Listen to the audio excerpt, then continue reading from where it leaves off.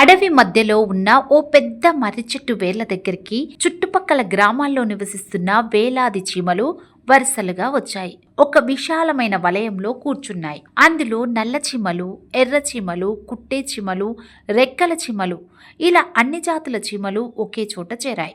మధ్యలో ఒక పెద్ద రాతిపై రాణి చీమ నిలబడి ఉంది. ఆమె చుట్టూ నిశ్శబ్దం అలుముకుంది. మిత్రులారా అని రాణిచీమ గంభీరంగా ప్రారంభించింది. మన నివాసాలను మనుషులు ఒక్కటొక్కటిగా ఆక్రమిస్తున్నారు. ఇళ్లలో మనం కనిపిస్తే మందులు చల్లుతున్నారు. పొలాల్లో పంటలతో పాటు మన ప్రాణాలు పోతున్నాయి. ఆహారం దొరికే దారులన్నీ మూసుకుపోతున్నాయి.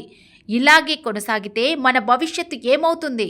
మన బాధలను ముఖ్యమంత్రికి చెప్పాలా, లేక ప్రకృతినే ఆశ్రయించాలా? మీ అభిప్రాయాలు చెప్పండి.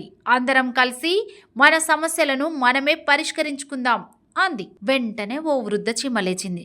రాణిగారు, ఒకప్పుడు మనిషి ఇంట్లో పంచదార పాత్ర దగ్గరకు వెళ్తే పండుగలా ఉండేది. ఇప్పుడు ఆరోగ్యం కోసం బెల్లం, ఇతర ప్రత్యామ్నాయాలు వాడుతున్నారు. ఆ బెల్లం ముక్కలను కొరకాలంటే చాలా కష్టపడుతున్నాం. ఇలాగైతే నాలాంటి వృద్ధులకు మాత్రం ఆహారం తెచ్చుకోవడం కష్టమవుతోంది.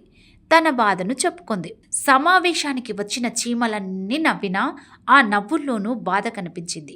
మరో చీమ నిలబడి, మనుషుల్లో మానవత్వం తగ్గుతోంది. చిన్న ప్రాణులు అనే జాలి కూడా లేదు. ఇంటి బయట కనిపించినా చంపేస్తున్నారు. మనం బతకడానికి స్థలం అడుగుతున్నామా? వాళ్ళ పనులకేమైనా అడ్డుపడుతున్నామా? మనల్ని నివారించే పేరుతో ఎన్నో రకాల మందులు తెచ్చి మన మీద చల్లేస్తున్నారు. మనం నివాసాల్లో వారు వచ్చి ప్లాటులు కట్టుకుంటున్నారు. మరి మనం ఎక్కడికి వెళ్ళాలి యువరాణి అని ఆవేశంగా మాట్లాడింది. ఆ మాటకు సభ మొత్తం నిశ్శబ్దమైంది. కొద్దిసేపటి తర్వాత మరో చీమ నిలబడి, మనుషులు మన గూళ్లను కూల్చేస్తున్నారు, ఆహారం తగ్గిస్తున్నారు, అయినా మనం అంతరించిపోవడం లేదు. ఎందుకో తెలుసా అని అంది. అందరి చూపు ఆ చీమ వైపు తిరిగింది. ఎందుకంటే మన బలం మన సమూహంలో ఉంది. మనలో ఒక చీమ ప్రాణం పోతే ఇంకో చీమ ముందుకు వెళ్తుంది. ఒక దారి మూసుకుపోతే మరో దారి వెతుక్కుంటాం.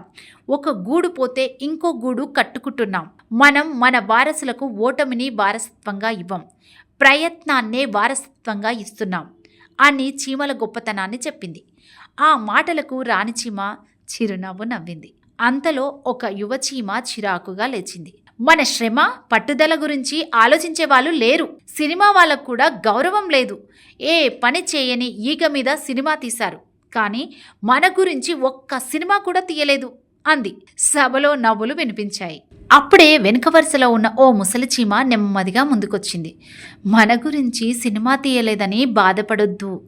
పాఠశాలల్లో పిల్లలకు పట్టుదల అంటే చీమ కథే చెప్తున్నారు. స్కాట్లాండ్లో రాజు ఒక చీమను చూసి పట్టుదలగా యుద్ధం చేశారు. ఇప్పటికీ ఈ కథ చెప్పుకుంటారు. కానీ విచిత్రం ఏమిటంటే కథ మాత్రం చదువుతున్నారు, అక్కడే వదిలేస్తున్నారు. మనం కనిపిస్తే మాత్రం చంపేస్తున్నారు అంది రాణిచీమ. మిత్రులారా, మనం మనుషులను అడిగేది భూమి కాదు, భూమి మీద బతికే హక్కుని అని గంభీరంగా అన్నది. అందరూ ఆశ్చర్యంగా చూశారు. రాణిచీమ మాటలు పూర్తయ్యాక సభలో కాసేపు నిశ్శబ్దం అలుముకుంది. సరే మిత్రులారా, సమావేశానికి కొంత విరామం తీసుకుందాం, మళ్ళీ మాట్లాడుకుందాం అంది. వెంటనే అన్ని చీమలు దగ్గరలో ఉన్న పంచదార టీ తాగి సభను కొనసాగించాయి. అరగంట తర్వాత సభ మళ్ళీ ప్రారంభమైంది. రాణిచీమ అందరినీ ఒకేసారి చూసింది. వెంటనే వెనుక నుంచి ఒక చిన్న చీమ లేచింది. రాణిగారు, మరి మనం నిజంగానే ముఖ్యమంత్రిని కలవాలా అని అడిగింది. రాణిచీమ లేదు అంది. మరి ఎవరిని కలవాలి? రాణిచీమ కాసేపు మౌనంగా ఉంది. మిత్రుల మాటలు విన్నాక నాకు ఒక విషయం అర్థమైంది. మనం కలవాల్సింది ముఖ్యమంత్రిని కాదు అని రాణిచీమ ఏదో చెప్పబోయి ఆగింది. చీమలన్నీ రాణిచీమ ఏం చెబుతుందా అని ఉత్కంఠంగా చూడసాగాయి. మనుషుల మనసును అంది. సభలో ఉన్న చీమలన్నీ ఆశ్చర్యంగా చూశాయి. ఎందుకంటే చట్టాలు అడవులను కాపాడగలవు, కానీ మనసు లేకపోతే ప్రకృతిని కాపాడలేవు. ధనవంతులు కావాలనే స్వార్థంతో కొంతమంది కొండలను తవ్వుతున్నారు, అడవులను నరుకుతున్నారు, పేదలకు భవిష్యత్తు లేకుండా చేస్తున్నారు. ఆ మాటకు చీమలన్నీ చప్పట్లు కొట్టాయి. రాణి చీమ చివరిసారిగా అందర్నీ చూసింది. మన గురించి ఎవరు సినిమా తీయకపోవచ్చు, మన కోసం ఎవరు విగ్రహాలు కట్టకపోవచ్చు, మన పేరు మీద ఎవరు అవార్డులు ఇవ్వకపోవచ్చు, కానీ ప్రపంచంలోని ప్రతి పాఠశాలలో పట్టుదల, ఐక్యత అనే పదం చెప్పినప్పుడల్లా మనమే మొదటి ఉదాహరణగా నిలుస్తాం. సభలో ఒక చీమ పెద్దగా విజిలేసింది. అందుకే మన పోరాటం ఆగకూడదు. వాళ్ళు ఎంతగా మనల్ని భూమి మీద లేకుండా చేయాలని చూసినా పట్టుదలగా మనం బతికి చూపిద్దాం. మనుషుల మనసు మారే వరకు వాళ్ళతోనే, వాళ్ళ ఇళ్లల్లోనే మనం జీవిద్దాం అని ముగించింది రాణి చీమ. చీమలన్నీ తృప్తిగా మరింత బలంగా ముందుకు కదిలాయి. అవి వచ్చిన వరుసలోనే మళ్ళీ తమ నివాసాలకు వెళ్ళాయి. ఆ దృశ్యాన్ని చూస్తూ మర్రిచెట్టు మీద కూర్చున్న గోరింక, మనుషులు చీమలను అంతం చేయడానికి ఎన్నో మందులు కనిపెట్టారు, కానీ చీమల ఐక్యతను, క్రమశిక్షణను, పట్టుదలను చంపే మందు మాత్రం ఎప్పటికీ కనిపెట్టలేరు అనుకుంది.